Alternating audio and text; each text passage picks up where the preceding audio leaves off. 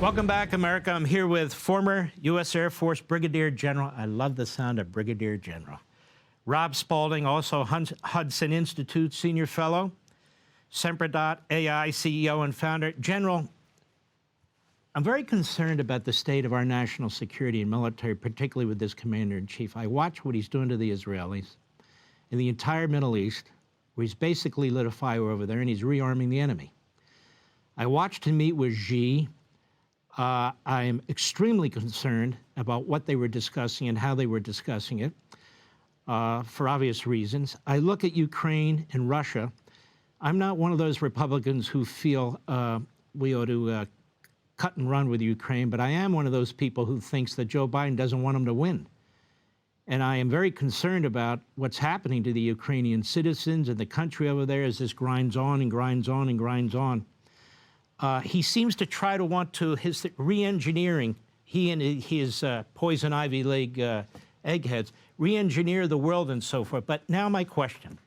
I'm worried about our security, and I'm worried about our military, given what's exploding all over the world. What do you say? Well, if you go back to World War II, remember, we chose a priority, and that priority was Europe. Until Europe was done, Japan we had to wait. And the Pacific forces, fought a campaign, but they still were not the priority in terms of resources. What we have now is we have this rise of great power, authoritarian competition led by the Chinese Communist Party, supported by Russia and Russia's invasion of Ukraine. So that was the first shoe to drop for this second Cold War. Then Hamas's invasion of Israel, supported by Iran. So we've got a global Cold War going on, and we're trying to prioritize everything. Meanwhile, our southern border is open. Everybody knows that. And so I think, between great power, authoritarianism, competition, conflict, Cold War, whatever you want to call it, the rise of global Islamism, which, we're getting the second wave now, and woke ideology in the free world, we face three threats. And this is something that I began to recognize when I was in the Air Force, and it's just gotten worse, since I left. And you're right, we have a horrible strategy. We don't have policy that's focused on Americans and national security. And I, quite frankly, have been frustrated by the whole episode.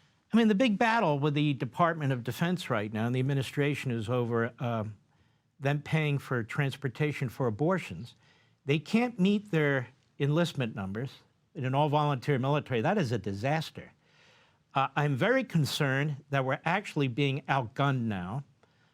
We have a Navy that's under 300 ships. Under Reagan, it was 600 ships. They are further advanced on hypersonic missiles than we are. The Chinese are modernizing, the Russians are modernizing their nuclear missiles.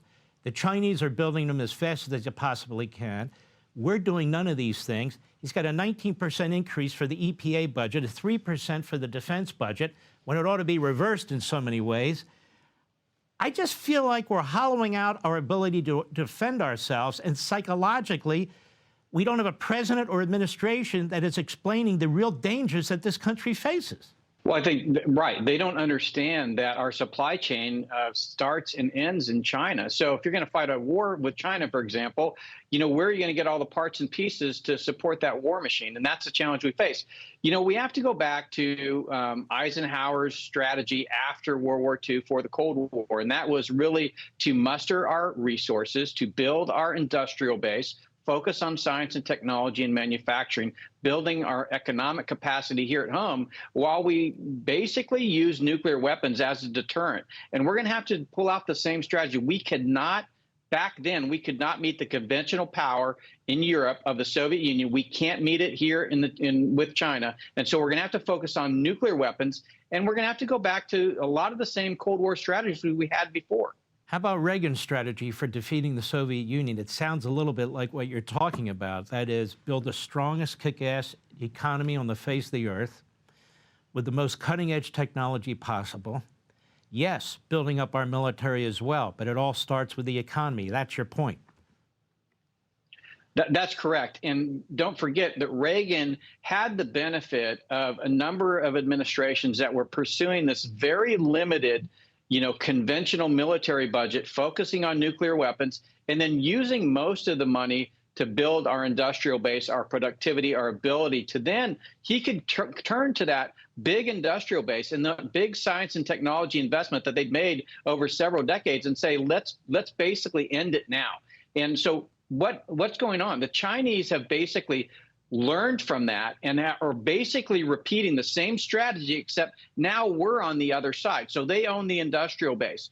They're using our investment against us, our ability to help them in terms of technology, talent, and capital. So we have to stop that. We have to bring that back home, and we have to gird ourselves. This is going to take a long time. It's not going to be over, in a couple of years. It's going to be decades. Hey, Sean Hannity here. Hey, click here to subscribe to Fox News YouTube page and catch our hottest interviews and most compelling analysis. You will not get it anywhere else.